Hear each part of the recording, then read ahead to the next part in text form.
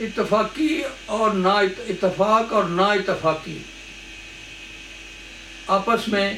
بہن بھائیوں میں بھی ہو جاتی ہے، دوستوں میں بھی ہو جاتی ہے، لیکن کس طرح آپ اس کو سلجھاتے ہیں،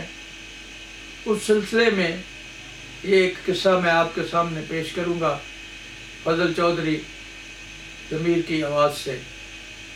دو بھائی تھے، دونوں کے فارم تھے ساتھ ساتھ، ایک چھوٹا تھا ایک بڑا تھا، اور گھر بھی آمنے سامنے تھے۔ تو بڑے خوش خرم تھے، ایک دوسرے کی ان میں کوئی تفریق نہیں تھی، ایک دوسرے کا ایگریکلچر مشینری استعمال کر لیتے تھے، ایک دوسرے کے مزدور، اور ایک دوسرے شیئر کرتے تھے، جس طرح ایک ہی گھر ہے لیکن ویسے دو فارم ہیں اور دو گھر ہیں لیکن اصل میں ایک ہی ہے، مطلب سوچ کا اتنا اتفاق تھا۔ تو کرنا ایسا ہوا کہ کوئی ایسا قصہ ہو گیا ہوگا کہ دونوں میں نہ اتفاقی ہو گئی، نہ چاکی ہو گئی، اور ظاہر ہے ان کی جو اچھی سوچیں تھی وہ ایک دوسرے کے ساتھ لڑنے بگڑنے کی طرف چلی گئی، اور یہاں تک ہو گیا کہ وہ ایک دوسرے کو برداشت بھی نہیں کر سکتے۔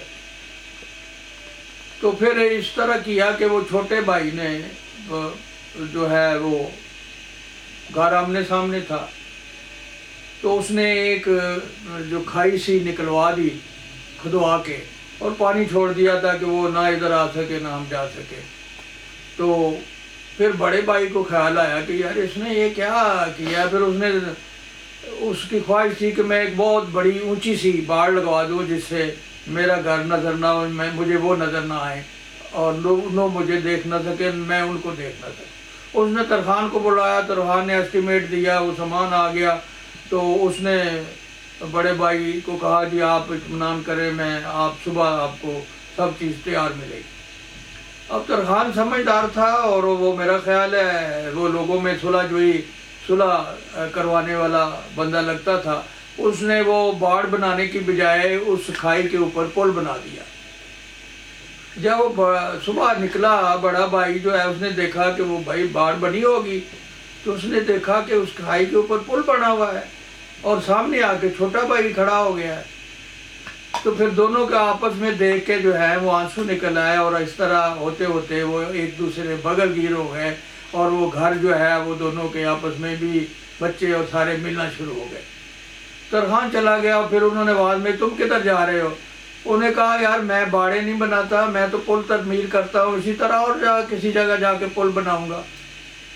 اس قصے میں یہ ہے کہ آپ ایسی آپس میں حدود، ایسی باڑے نہ بنائیں یا ایسے کھائیے نہ بنائیں، بلکہ پل بنائیں جس سے آپ ایک دوسرے کی نفرتوں کو محبت میں بدل سکیں۔ تو نہ وہ باڑ ہو نہ وہ کھائی ہو، صرف پل ہو، پل جس سے دل ملتے ہیں،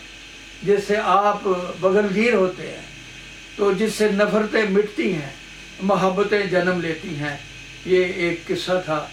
میں جو آپ کے ساتھ شیئر کیا ہے، ظاہر ہے اس میں بھی سوچنے کی بات ہے۔